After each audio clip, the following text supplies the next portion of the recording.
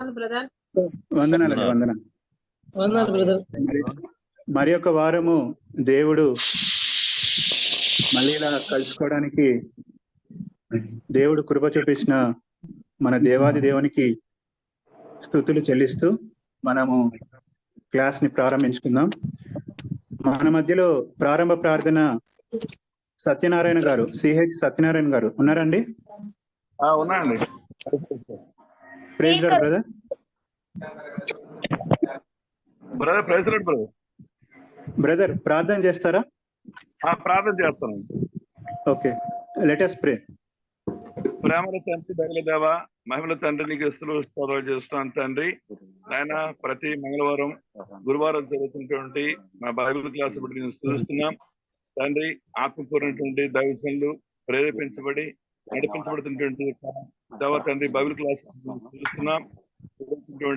దేవా నీ పిల్లలందరూ బట్టి స్తుతిస్తున్నాం ప్రభా. రాత్రి కాలశంలో సపోతున్నటువంటి దేవ వాటి వెలుగు మా అందరి హృదయాలపైన వెలిగించబడాలని ప్రార్థిస్తున్నాను. ఈ ప్రారంభ మొదలుకొని ముగింపు ప్రార్థనకు తండ్రి నీ ఆత్మ దయచేసి నీవే మహిమ పొందమని ప్రార్థిస్తున్నాం తండ్రి. ఆమేన్. Thank you brother. దయచేసి అందరూ మ్యూట్ లో ఉండండి. అందరూ వీడియో ఆన్ చేసుకోండి క్లాసెస్ స్టార్ట్ కావడానికి.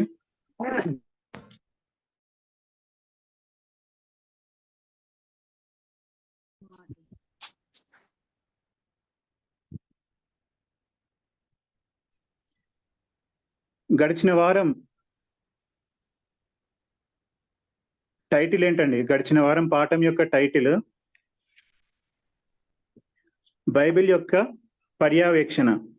గడిచిన వారం యొక్క టైటిల్ ఏంటంటే బైబిల్ యొక్క పర్యవేక్షణ. మనం ఇంకా ఇంట్రడక్షన్ లోనే ఉన్నామండి, బేసిక్స్ లోనే ఉన్నాము. మనందరికీ ఇవన్నీ తెలిసినటివే. మరొకసారి ధ్యానం చేసుకుందాం గడిచిన వారం యొక్క క్లాస్ ని. గడిచిన వారం యొక్క టైటిల్ ఏంటంటే basics of the Bible. Basics of the Bible. ఈ బైబిల్ ని అనే పేరు రాసింది ఎవరంటే, అంటే పేరు పెట్టింది ఎవరంటే, వికీపీడియా ప్రకారం జాన్ క్రిసోస్టమ్ అనే వ్యక్తి ఈ బైబిల్ అనే పేరు పెట్టడం జరిగిందండి.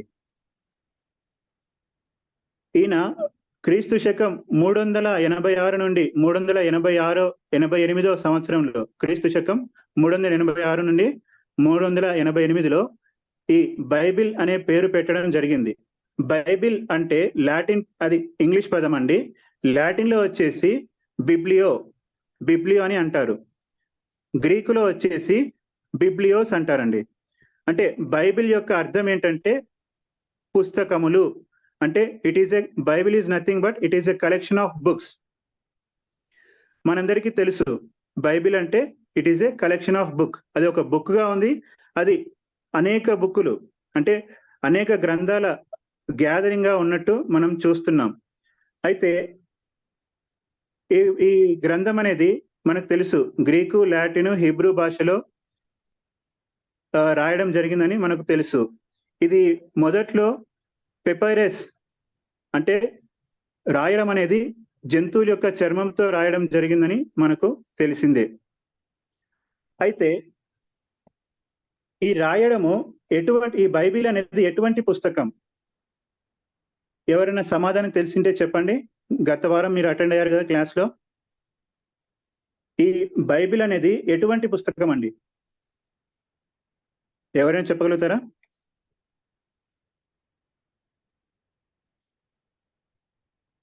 అన్మ్యూట్ చేసుకొని చెప్పండి. దేవుని పుస్తకం. దేవుని పుస్తకం. Very good. Praise the lord. సత్యాన్ని నిబంధన పుస్తకం. ప్రైజ్ ది లార్డ్ అండి. ఇది నిబంధన పుస్తకం అండి. Praise the Lord. Amen, amen. కరెక్టే అండి, మీరు చెప్పిన సమాధానాన్ని కరెక్టే. ఇది వాగ్దానంతో కూడిన పుస్తకం. బైబిల్లో ఎన్ని గ్రంథాలు ఉన్నాయండి? ఇది కలెక్షన్ ఆఫ్ బుక్స్ అంటున్నాం కదా. ఎన్ని గ్రంథాలు ఉన్నాయి? 66 గ్రంథాలు ఉన్నాయి. 39 ఏమో పాత నిబంధనలో, 27 ఏమో క్రొత్త నిబంధన. మనకు అన్ని తెలిసినటివే, మరొకసారి రివైజ్ చేసుకుంటున్నాము. అయితే ఈ పాత నిబంధన, కొత్త నిబంధన అనే విభజన జరగడానికి ఎందుకండి కారణం?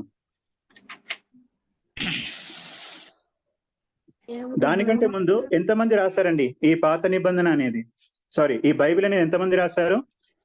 ఎవరు రాశారు? ఎవరు రాయించారు? ఎవరు రాశారు? దేవుడు రాయించాడు. ఆమేన్. దేవుడు రాయించాడు. రాసింది ఎవరు? మనలాంటి మనుషులే, మనలాంటి మనుషులే, మానవులే ఈ గ్రంథాన్ని రాయడం జరిగింది. కానీ ఎవరి ప్రేరేపణ వల్ల? దేవుని ప్రేరేపణ వల్ల రాయడం జరిగింది. కాబట్టి దీనికి రచయిత, బైబిల్ మొత్తానికి రచయిత ఎవరైతారు? దేవుడు అవుతారండి. ఆమేన్. దేవుడు అవుతారు. దీన్ని ఏమని పిలుస్తాం మనం? దేవుని పుస్తకం. దీన్ని ఏమని పిలుస్తాం? దేవుని పుస్తకంగా మనం పిలుస్తాం.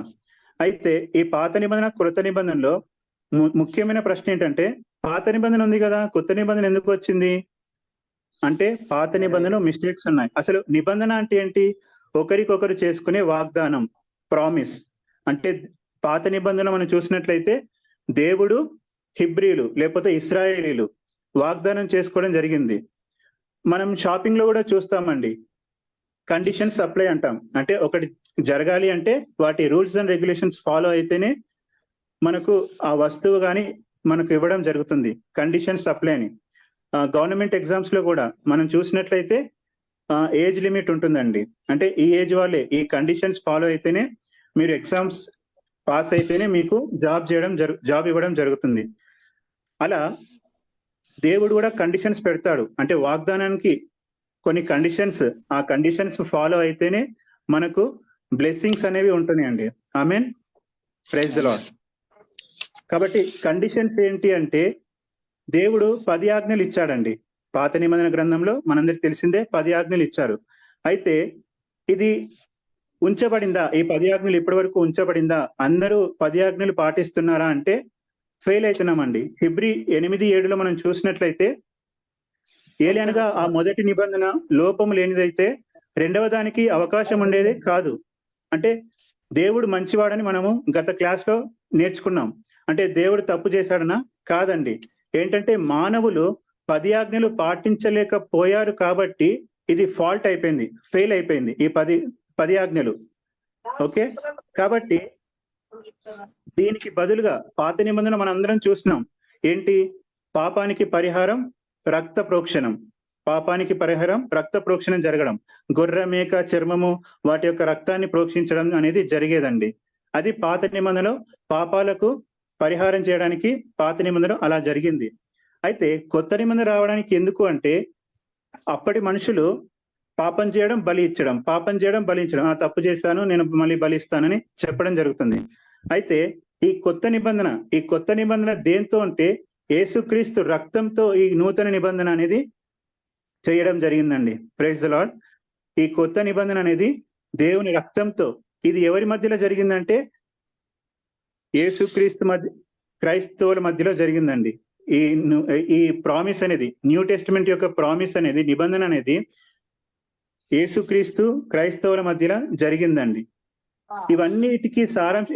ఇవన్నీ ఎందుకు చేస్తున్నాం? మనం బైబిల్ క్లాస్లో ఎందుకు హాజరవుతున్నాం అంటే, దేవుని రాజ్యంలో ఎంటర్ అవ్వడానికి మనము ఇవి బైబిల్ క్లాస్ కానీ, దేవుని వాగ్దానాలు చేయడం కానీ, రూల్స్ అండ్ రెగ్యులేషన్స్ ఫాలో అవ్వడానికి దేనికండి? మనమంతా దేవుని ఆజ్ఞలు, దేవుని చిత్తాన్ని నెరవేర్చడం దేనికండి? అల్టిమేట్ గోల్ మనము, మన కుటుంబము, మనము, మన అన్నతమ్ములు, అక్క చెల్లెలు దేవుని రాజ్యంలో ఉండడానికి, చేరడానికి. కాబట్టి ఈ నూతన నిబంధనలో ప్రవచన గ్రంథంగా ఏదుందండి? ప్రకటన గ్రంథం. ఆమేన్. ఈ నూతన నిబంధనలో ప్రవచన గ్రంథంగా ప్రకటన గ్రంథం ఉంది. అంటే భవిష్యత్తులో జరగబోయే వాటిని తెలుసుకోవడం కోసం, మనం ప్రకటన గ్రంథం నేర్చుకోవడం కోసం ఈ క్లాసులకు హాజరవుతున్నాం. అయితే ఈ బైబిల్ యొక్క విశేషాలు 4 రకాలుగా విభజించడం జరిగింది. ఏంటి? ఒకటి చరిత్ర, మరి ఒకటి సూచన, మరి ఒకటి ప్రవచనం, మరి ఒకటి నెరవేర్పుగా 4 అంశాలుగా ఈ బైబిల్ అనేది డివైడ్ చేయడం జరిగిందండి. చరిత్ర అనేది మనం చూసినట్లయితే అవి మనకు కనువిప్పు కడగడానికి, మనకు బుద్ధి రావడానికి చరిత్ర అనేది చేయడం జరిగిందండి. సూచనలు ఇదేంటంటే పరిపూర్ణలోనికి రావడానికి ఈ సూచనలు ఎందుకు దేవుడు ఇచ్చాడంటే మనము పర్ఫెక్షన్ లోనికి రావడానికి. I'm perfect, you must be perfect అన్నట్లు, నేను పరిశుద్ధుడనే ఉన్నట్లు మీరును పరిశుద్ధులై ఉండుడి అన్నట్లు మనం పరిపూర్ణతలోనికి రావడానికి ఈ బైబిల్లో సూచనలు ఇవ్వడం జరిగిందండి. అలాగే ప్రవచనం చూసినట్లయితే జరిగిన వాటి యొక్క నెరవేర్పు నిజ స్వరూపం తెలుసుకోవడానికి, అటువంటి ఆత్మీయ జ్ఞానం కలగడానికి ప్రవచనాలు అనేవి, ప్రవక్త యొక్క ప్రవచనాలు అనేవి నెరవేర్చడానికి మనకు గ్రంథంలో లిఖించడం జరిగిందండి.